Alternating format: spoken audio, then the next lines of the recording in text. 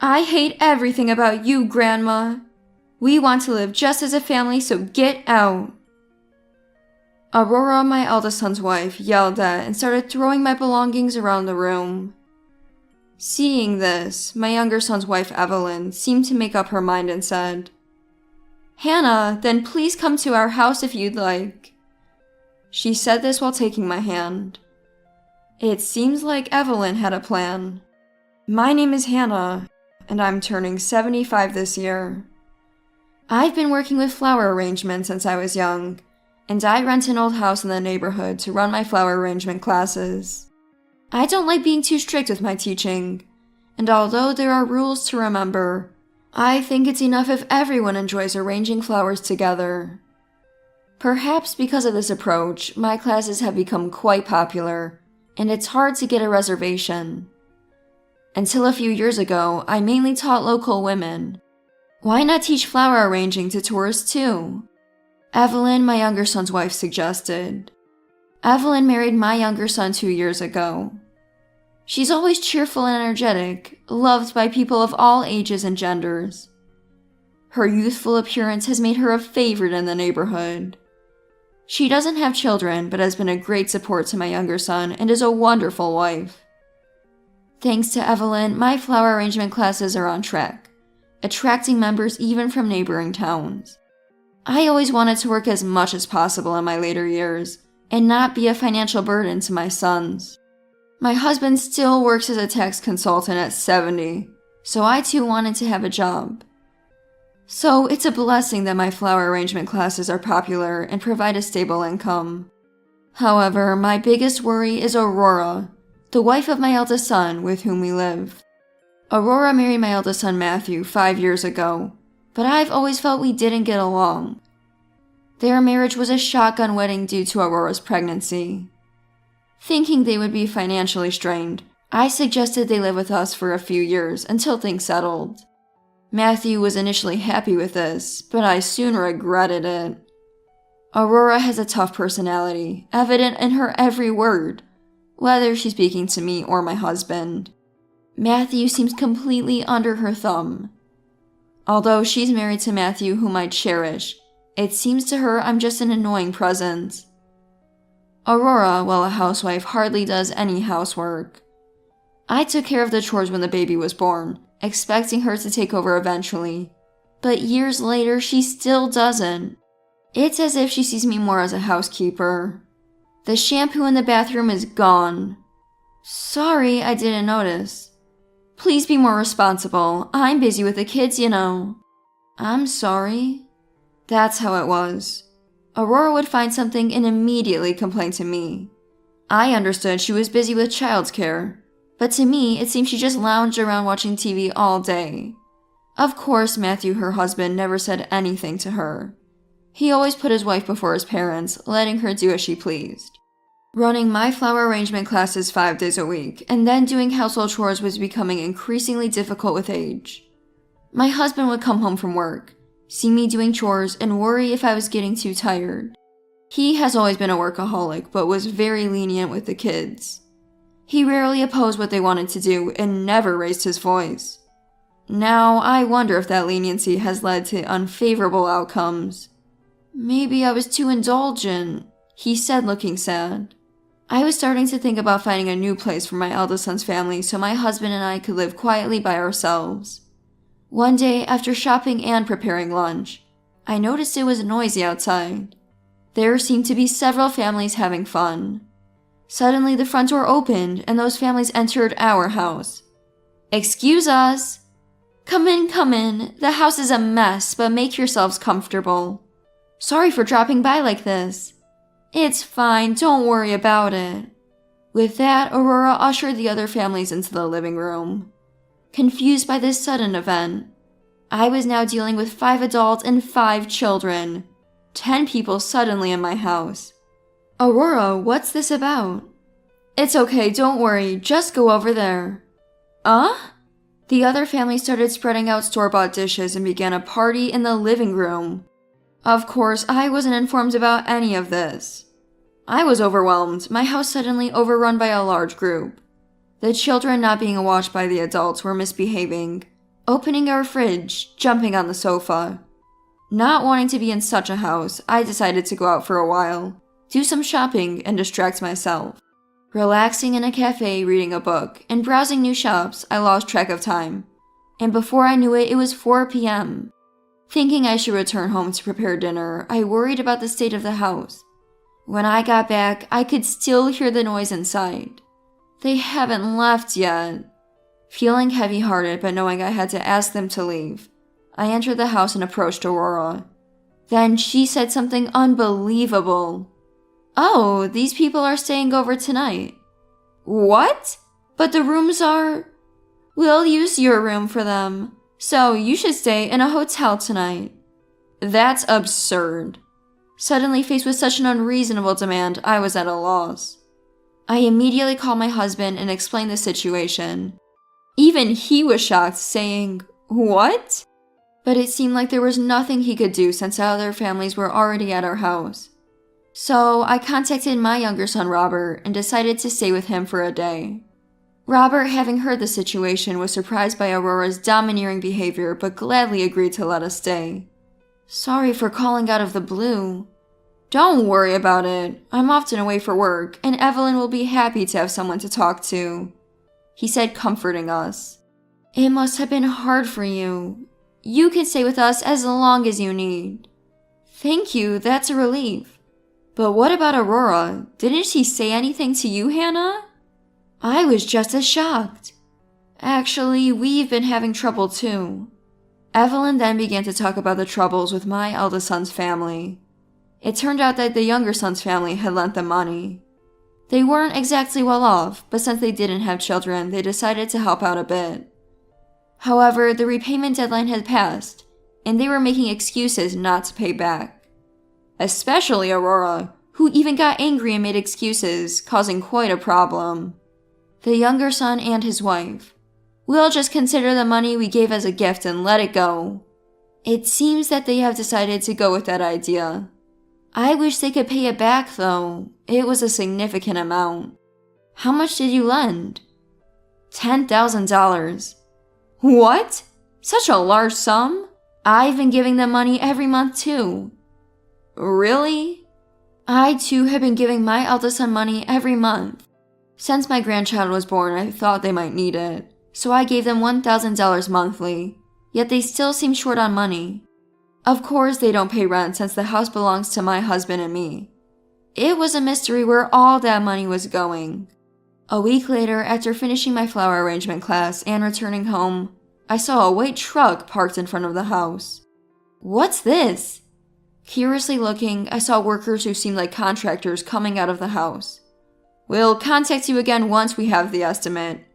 "Okay, thank you so much," Aurora responded with a smile. "Aurora, what's happening?" "Oh, nothing really." Aurora acted as if she wanted to keep it from me. "But they were talking about an estimate." "Well, we're planning a home renovation. That was the estimate." Her shocking revelation made me raise my voice. "What? I haven't heard anything about this. When was this decided?" "It doesn't matter when. The house is old, and we're making it more comfortable to live in. But we don't have that kind of money."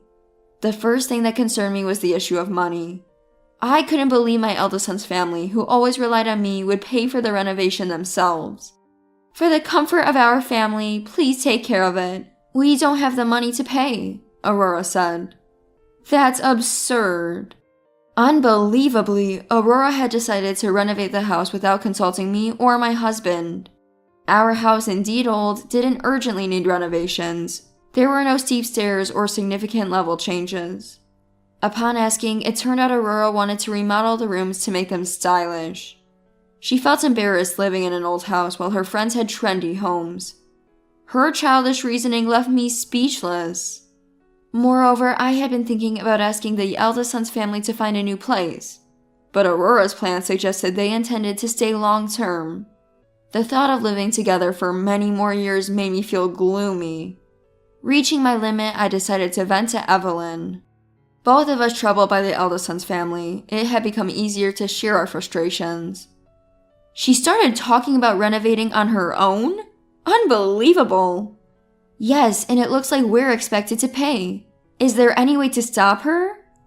After I said this, Evelyn seemed to have an idea. Let's teach that couple a lesson. How? I have the perfect plan. Let's fight back now. Saying this, Evelyn began to devise a strategy with an excited look. A week later, Evelyn came to my house. She had some kind of recording device in her hand. Aurora, when will you return the money? What? I can't right now. We have a child after all.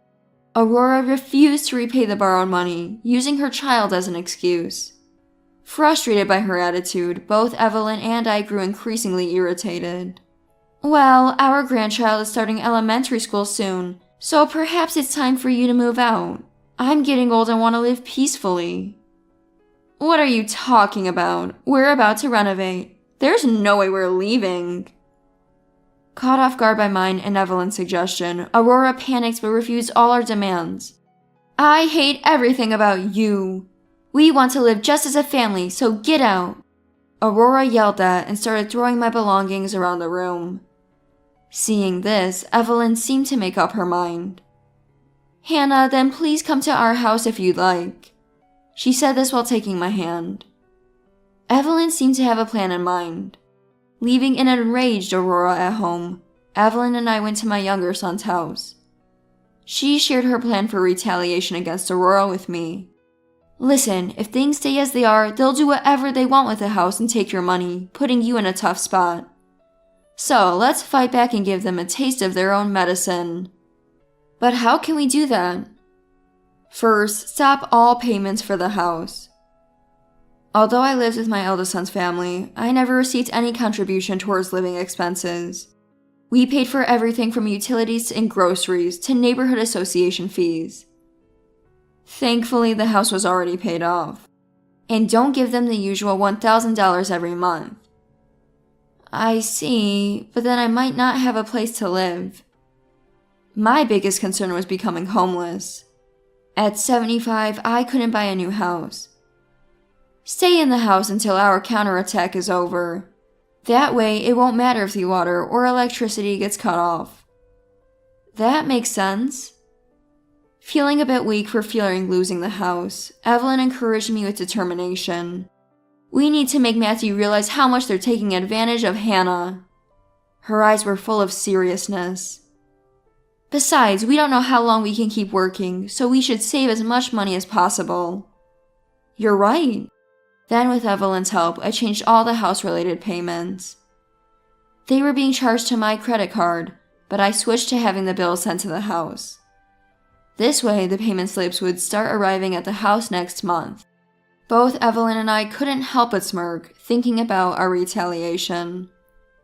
Since my eldest son's family rarely checked the mail, they might not notice the bills and end up with the utilities being cut off. The thought made us laugh uncontrollably. Our counterattack continued. With Aurora's requested home renovation about to start, my husband and I decided to have a talk with the eldest son's family about the future of the house. Is the renovation starting next month? Yes, but do you still have complaints? Aurora's mood soured instantly when the renovation came up. It's not about that. As you said, the elderly should pass their homes on to the younger generation. So we've decided to give this house to Matthew and his family. My husband spoke the words he had thoughtfully prepared. The eldest son's family began to celebrate as if they had been waiting for this moment. Yes! Finally, the house is ours. Lucky us. Just so you know, if you ask for it back later, it's not happening. While I felt like sighing at their reaction, I continued the conversation about the renovation. You can remodel the house however you like, I told them. Young people have their own tastes, my husband added. At this, Aurora's face lit up with a smile. Of course! Now that you're no longer residents of this house, could you please leave quickly? This is our house now. Leave, she says. Make sure to move out your stuff quickly. Despite being irritated by Aurora's attitude, I reminded myself that this was all part of our retaliation and held back. Soon after, Evelyn helped me pack our belongings and move them to my younger son's house. I'm always causing trouble for you. What are you talking about, Hannah? The real counterattack is just beginning. While talking like this, we moved our belongings into the house. The estimate from the remodeling company had already arrived, and both my younger son's family and I were shocked at the amount. Not just changing the wallpaper and flooring, but they planned to relocate stairs and change the layout. The cost was as much as building a new house. Can they even afford such an amount? Probably not, but it's their own doing. I can't believe they're expecting us to pay for this. Due to Aurora's insistence, the remodeling was almost a complete overhaul of the house. The contractor even said it would be cheaper to buy a new house. But the eldest son's family, thinking we would pay, seemed to be moving forward with the renovation to their liking. Aurora spent her days not doing housework, but poring over interior design magazines. Seeing her like this made me want to start a retaliation right away. We had already informed the remodeling company about their payment. We are giving the house to our son and his wife, so please charge them for everything. The amount in the estimate is fine. The company agreed, and once a significant down payment was made, the work would begin. The down payment was over $10,000. I doubted Matthew and Aurora had such money, but I decided to watch how things would unfold. A few days later, an infuriated Aurora came to my younger son's house. What is this about us having to pay? Why? Why? We told you to do as you like since we're leaving, I replied. You both seemed happy about it. You said you'd pay for the remodeling. You don't have anything else to spend your money on, so use it for your son and his wife. Why would I? At that, Evelyn, having reached her limit, burst out in anger. Enough is enough. You've been making Hannah and her husband pay for everything, and you still want more? They've been paying your rent, groceries, and even giving you $1,000 every month. Did you know that? It's only fair that you pay for the renovation since you told Hannah to leave. Aurora seemed shocked to hear about the $1,000, her face showing confusion. $1,000? What is that about? Didn't you know? Maybe your husband was using it secretly. Birds of a feather, I said sharply, adding insult to injury. I'm sorry, but from now on, we won't be giving you a single dollar. No way. Why? After I said that, Aurora left, looking frustrated. Since then, I haven't given my eldest son's family any money. Apparently, Aurora had to apologize to her relatives and borrow money to pay the down payment to the remodeling company. I'm sure they have no intention of paying it back. Now that they've kicked me out and got the house, they have to manage all the expenses they used to rely on me for, and life seems to be getting tough for them. Aurora has to work without any days off as they're financially strained. The relationship between my eldest son and his wife has deteriorated due to financial issues, and they apparently fight almost every day. The $1,000 I used to give my son every month was, unbeknownst to Aurora, being spent on drinking and entertainment. Moreover, it was revealed he was inviting junior colleagues to clubs and bars, as indicated by the numerous girls' business cards found in his suit pockets. This issue led to a huge fight, and they even considered divorce at one point. However, neither had the capacity to live independently, so they decided not to go through with it. Neither could afford alimony, which was probably a wise decision. They might have finally realized how expensive it is to live on their own. Lately, Aurora has been calling me with a pleading tone. Hannah, won't you come back home? What?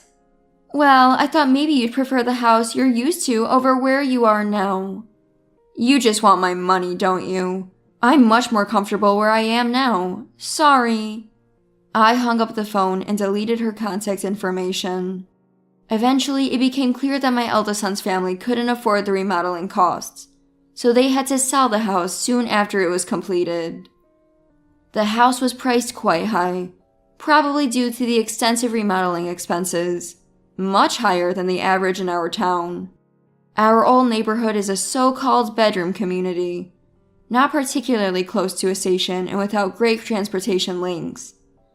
With such conditions, I doubt it will sell easily.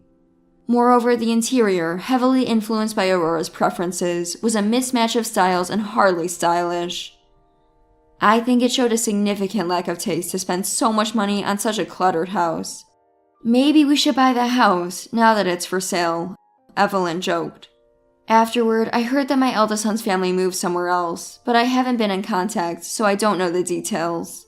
Rumor has it that they were cut off by Aurora's relatives for not repaying borrowed money. Furthermore, Aurora reportedly started a dubious business out of desperation for money and is now being shunned by her friends. For several months, we stayed with my younger son and his wife. Evelyn, being kind, offered us, "Why don't you live with us?" But, tired from living with Aurora and her family, I politely declined. Instead, Evelyn arranged for us to rent an old house owned by her relatives that they were looking for tenants for. It was an astonishing 120-year-old traditional house. I fell in love with it at first sight. My husband and I, fond of old things, gratefully agreed to rent it. We were offered an unbelievably low rent as family, which we deeply appreciated. The house, grand and full of character, was perfect for my flower arrangement classes. It was even better than the old house I had been renting before, likely attracting more students. I'm motivated to continue with my flower arrangement classes. Changing our living situation made me realize how abnormal the relationship with my eldest son's family had been. I hope my eldest son and his wife learn to value the people around them more than their use of money. If they do, they might find help in times of need, as life is about helping each other. I'm thankful to Evelyn for this realization. I'm proud of my son for marrying such a wonderful woman. I don't know how long I have left, but I plan to continue supporting my younger son and his wife as much as I can.